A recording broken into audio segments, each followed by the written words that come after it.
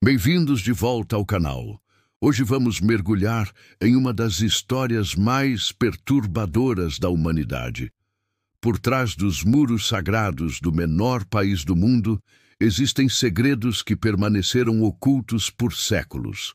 Segredos que envolvem assassinatos, conspirações e uma das maiores redes de poder que já existiu na Terra. O que você está prestes a descobrir pode mudar para sempre a forma como você enxerga uma das instituições mais poderosas do planeta. Estes são os segredos sombrios do Vaticano que nunca te contaram. No coração de Roma, cercado por muralhas centenárias, ergue-se o Estado da Cidade do Vaticano. Com apenas 0,17 milhas quadradas, é o menor país soberano do mundo. Mas seu poder se estende muito além de suas fronteiras físicas. Por quase 2000 anos, esta cidade-estado tem sido o epicentro do catolicismo mundial, lar de papas e alguns dos maiores tesouros da humanidade. Mas o que realmente acontece por trás desses muros sagrados? A verdade é muito mais sinistra do que qualquer um poderia imaginar. Nossa jornada começa no século XVI, durante o papado de Alexandre VI, nascido Rodrigo Borgia. Este homem, que deveria ser o exemplo máximo da pureza cristã, transformou o Vaticano em um antro de corrupção e assassinatos que chocaria até mesmo os padrões mais permissivos da época. Rodrigo Borgia ascendeu ao trono papal em 1492 através de suborno descarado. Relatos históricos documentam que ele literalmente comprou votos de cardeais, distribuindo ouro, propriedades e promessas de cargos lucrativos. Uma vez no poder, Alexandre VI transformou o papado em uma empresa familiar corrupta. Alexandre VI quebrou completamente o voto de celibato clerical, mantendo várias amantes simultaneamente e reconhecendo publicamente pelo menos 7 filhos, incluindo os infames César Borgia e Lucrécia Borgia. César tornou-se seu braço militar, conquistando territórios através de traição e brutalidade, enquanto Lucrécia foi usada como peça política em casamentos arranjados. Mas eram as festividades no Palácio Apostólico que verdadeiramente chocavam a cristandade. Documentos da época descrevem banquetes onde a moralidade cristã era completamente abandonada. O próprio Papa João Burcardo, mestre de cerimônias papal, registrou em seus diários eventos onde cortesãs se apresentavam diante de cardeais, bispos e do próprio Papa, transformando a residência sagrada em um ambiente de depravação que rivalizava com os piores excessos da Roma imperial. Mas o mais chocante eram os assassinatos. Os Borgia desenvolveram um método particular de eliminar seus inimigos, o veneno. Eles criaram uma mistura letal conhecida como La Cantarella, que causava uma morte lenta e agonizante. Dezenas de cardeais, nobres e rivais políticos morreram misteriosamente após jantares no Vaticano. O próprio Alexandre VI pode ter sido vítima de seu próprio veneno. Em 1503, durante um jantar com um cardeal que planejava assassinar, o Papa aparentemente bebeu do cálice errado e morreu em agonia poucos dias depois. Avançamos para o século XX, onde encontramos uma das alianças mais controversas da história da Igreja: a conexão entre o Vaticano e o regime nazista. Esta é uma história que a Igreja tentou enterrar por décadas.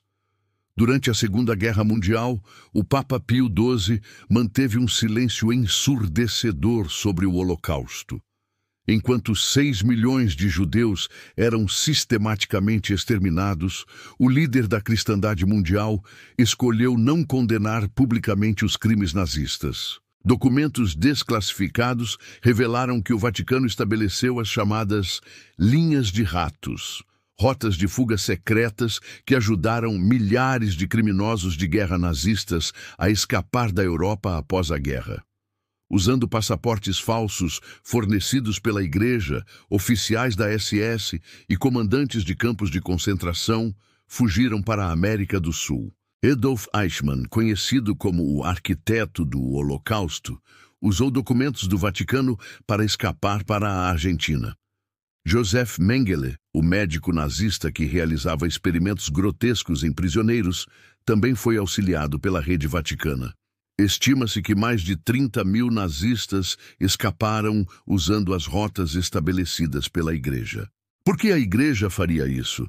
A resposta está na crescente paranoia sobre o comunismo. O Vaticano via o nazismo como um mal menor, comparado ao ateísmo comunista soviético. Cardeais influentes acreditavam que ex-nazistas poderiam ser úteis na luta contra a expansão comunista na América Latina. Em 1982, o banqueiro Roberto Calvi foi encontrado pendurado sob a Ponte dos Frades Negros em Londres. Oficialmente foi catalogado como suicídio, mas investigações posteriores revelaram assassinato. Calvi era conhecido como o banqueiro de Deus, devido às suas íntimas conexões com o Banco do Vaticano. A morte de Calvi expôs uma das maiores operações de lavagem de dinheiro da história moderna. O Banco do Vaticano estava no centro de um esquema que envolvia a máfia siciliana, políticos corruptos e milhões de dólares em fundos ilegais. O arquiteto dessa operação era o arcebispo Paul Marcinkus, que dirigia o Banco Papal. Marcinkus transformou a instituição religiosa em uma lavanderia financeira, usando o sigilo bancário do Vaticano para mover dinheiro sujo ao redor do mundo. A operação funcionava assim. Dinheiro da máfia italiana era depositado no Banco do Vaticano, que então o transferia para bancos fantasma nas Bahamas. O dinheiro retornava limpo, através de investimentos em empresas aparentemente legítimas. Em troca, a máfia recebia uma porcentagem e o Vaticano ficava com enormes comissões. Quando o esquema começou a desmoronar, corpos começaram a aparecer. Além de Calvi, Michele Sindona, outro banqueiro conectado ao Vaticano, morreu envenenado por cianeto em sua cela prisional. O escândalo forçou o Vaticano a pagar mais de 240 milhões de dólares em indenizações, mas nunca admitiu culpa. Mas talvez nenhum segredo seja tão devastador quanto o que a Igreja escondeu por décadas sobre seu próprio clero: o maior escândalo de abuso sexual da história moderna. A dimensão real do problema só começou a emergir em 2002, quando o jornal Boston Globe publicou uma investigação explosiva sobre padres pedófilos na Arquidiocese de Boston. O que eles descobriram foi um padrão sistemático de abuso e encobrimento que se estendia até os mais altos escalões da Igreja. O cardeal Bernard Law, arcebispo de Boston, havia transferido repetidamente padres sabidamente abusadores de uma paróquia para outra, permitindo que continuassem a vitimizar crianças. Documentos internos revelaram que a Igreja sabia dos abusos há décadas, mas escolheu proteger sua reputação em vez de proteger as crianças. O padre John Geoghegan, um dos casos mais notórios, abusou de mais de 130 crianças ao longo de 3 décadas. Apesar de múltiplas denúncias, ele foi transferido 9 vezes entre diferentes paróquias. Cada mudança lhe dava acesso a novas vítimas inocentes. Investigações subsequentes revelaram que o abuso era endêmico em dioceses ao redor do mundo. Na Irlanda, o relatório Murphy documentou décadas de abuso sistemático. Na Austrália, a Comissão Real revelou que 7% de todos os padres católicos estavam envolvidos em abusos entre 1950 e 2010. Documentos vazados revelaram que o futuro Papa Bento XVI, então cardeal Joseph Ratzinger, dirigia o departamento vaticano responsável por lidar com casos de abuso. Sob sua liderança, a Igreja implementou políticas que priorizavam o sigilo sobre a proteção das crianças. Uma diretiva secreta de 2001, assinada por Ratzinger, instruía os bispos a reportar casos de abuso diretamente ao Vaticano sob segredo pontifício, efetivamente silenciando as vítimas e suas famílias. As estatísticas são devastadoras. Estima-se que mais de 330 mil crianças foram abusadas por clérigos católicos na França desde 1950. Nos Estados Unidos, mais de 17 mil vítimas foram identificadas. Especialistas acreditam que o número real pode ser 10 vezes maior, considerando que muitos abusos nunca foram relatados. Por mais de 400 anos, os arquivos secretos vaticanos guardaram alguns dos documentos mais controversos da história humana. Com 85 quilômetros de prateleiras contendo cerca de 35 mil volumes, os arquivos são um tesouro de segredos papais e correspondências diplomáticas secretas. O acesso a esses arquivos é extremamente restrito. Apenas 60 pesquisadores por vez podem estudar os documentos, e somente após aprovação de um rigoroso processo. Muitos documentos permanecem classificados por séculos. Entre os segredos conhecidos estão os registros completos da Inquisição Espanhola, incluindo detalhes gráficos de torturas e execuções. Correspondências secretas entre papas e ditadores fascistas do século XX lançam luz sobre alianças políticas controversas. Talvez o mais intrigante sejam os documentos relacionados ao terceiro segredo de Fátima. Em 1917, 3 crianças portuguesas afirmaram ter recebido visões da Virgem Maria, incluindo 3 segredos sobre o futuro da humanidade. Quando o terceiro foi finalmente divulgado em 2000, muitos especialistas questionaram se a versão publicada era completa. Outros documentos misteriosos incluem registros de exorcismos papais, investigações sobre milagres questionáveis e correspondências sobre avistamentos de OVNIs reportados por clérigos ao redor do mundo. Durante a Guerra Fria, o Vaticano operou essencialmente como um estado de inteligência, com redes de espionagem que rivalizavam com a CIA e o KGB. A Santa Sé mantinha contatos secretos com líderes mundiais, ditadores e revolucionários. Na América Latina, a Igreja desempenhou um papel complexo durante as ditaduras militares dos anos 1970 e 1980. Na Argentina, durante a Guerra Suja, alguns bispos católicos forneceram legitimidade moral à junta militar. Documentos revelam que clérigos estavam presentes durante sessões de tortura, oferecendo conforto espiritual a prisioneiros antes de suas execuções. Durante a Guerra Civil Guatemalteca, que durou 36 anos, a Igreja manteve relações próximas com regimes militares responsáveis por genocídio contra populações indígenas maias. O Vaticano sabia dos massacres, mas escolheu permanecer em silêncio para preservar sua influência política. Em 1978, o Papa João Paulo I morreu após apenas 33 dias no papado.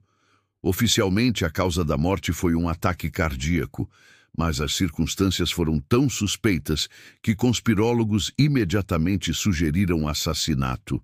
João Paulo I havia sinalizado intenções de reformar drasticamente as finanças vaticanas e limpar a corrupção na hierarquia católica. Na noite antes de sua morte, o Papa havia se reunido para discutir mudanças pessoais importantes, incluindo a demissão do arcebispo Marcinkus do Banco Vaticano. O que torna a morte ainda mais suspeita é o encobrimento que se seguiu. Contra a tradição católica, não foi realizada autópsia. O corpo foi embalsamado rapidamente, destruindo qualquer evidência de envenenamento. Documentos e objetos pessoais do Papa desapareceram misteriosamente. O jornalista investigativo David Yallop apresentou evidências circunstanciais convincentes de que João Paulo I foi assassinado para impedir reformas que ameaçariam os interesses financeiros de poderosos cardeais. Fundado em 1928, o Opus Dei é oficialmente uma prelatura pessoal da Igreja Católica, mas críticos o descrevem como um culto católico com práticas secretas e agenda política extremista. Com aproximadamente 95 mil membros em todo o mundo, O Opus Dei infiltrou-se nos mais altos escalões da política, finanças e mídia globais. Membros incluem juízes da Suprema Corte, CEOs de grandes corporações e políticos influentes. As práticas internas da organização são profundamente perturbadoras. Membros numerários praticam mortificação corporal, incluindo o uso de cilícios, cintos com pregos que cortam a carne e flagelação. Essas práticas são apresentadas como disciplina espiritual, mas psicólogos as identificam como formas de controle mental. A organização opera através de células secretas em universidades, empresas e governos. Membros são instruídos a não revelar sua filiação e a influenciar sutilmente decisões em favor dos interesses da organização. Durante a ditadura de Franco na Espanha, o Opus Dei efetivamente controlou a política econômica do país. Nos Estados Unidos, exerceu influência significativa durante as administrações republicanas, com membros ocupando posições no Departamento de Justiça e na CIA. O atual Papa Francisco, apesar de sua imagem reformista, presidiu alguns dos maiores escândalos financeiros na história vaticana recente. O Palácio de Londres, um investimento imobiliário de 400 milhões de dólares que resultou em perdas massivas, expôs novamente a natureza corrupta das finanças papais. Documentos vazados revelaram que cardeais desviaram dinheiro de doações caritativas para especular em investimentos de alto risco. Quando os investimentos falharam, o Vaticano usou fundos destinados aos pobres para cobrir as perdas. Simultaneamente, a crise de abusos sexuais continua se desdobrando. Em 2021, um relatório francês revelou que mais de 330 mil crianças foram abusadas por clérigos católicos desde 1950. Na Alemanha, investigações descobriram que o futuro Papa Bento XVI sabia de abusos quando era arcebispo, mas falhou em agir. Por trás da fachada de santidade, o Vaticano emergiu como uma das instituições mais corruptas da história humana. Durante séculos, utilizou sua autoridade espiritual para acumular poder político e riqueza material através de métodos que contradizem completamente os ensinamentos cristãos que professa defender. Os segredos que exploramos revelam um padrão consistente. O Vaticano prioriza sistematicamente seus interesses institucionais sobre o bem-estar de indivíduos e comunidades. Seja protegendo padres pedófilos, colaborando com regimes fascistas ou operando redes de lavagem de dinheiro, a Igreja demonstrou que sua preservação institucional supera qualquer consideração moral. O que torna esses segredos ainda mais perturbadores é como eles persistem.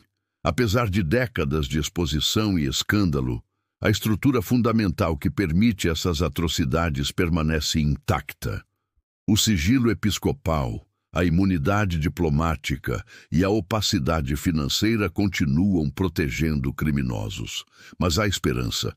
Cada segredo exposto, cada documento vazado, cada vítima que encontra coragem para falar, representa uma vitória da verdade sobre o poder institucional.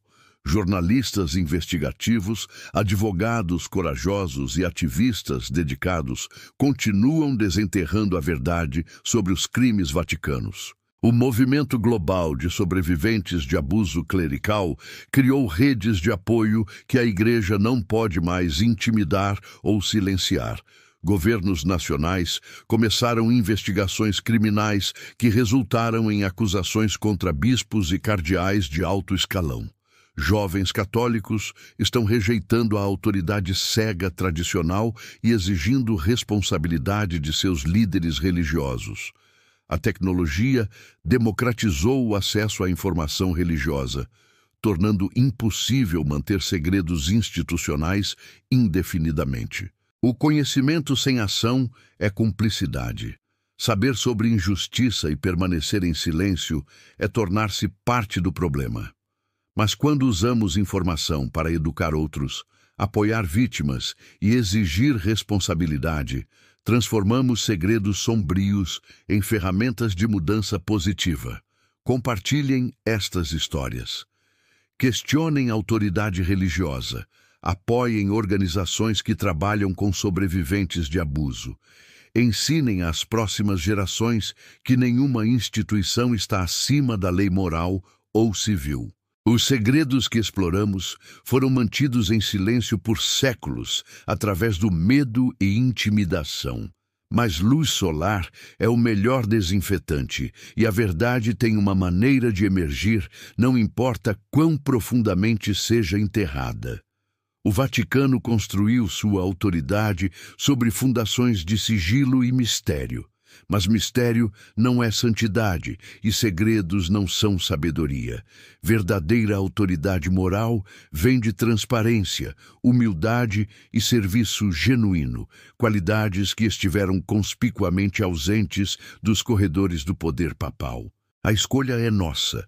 Podemos continuar permitindo que estes segredos permaneçam nas sombras, ou podemos insistir que a luz da verdade finalmente brilhe sobre uma das instituições mais poderosas do mundo.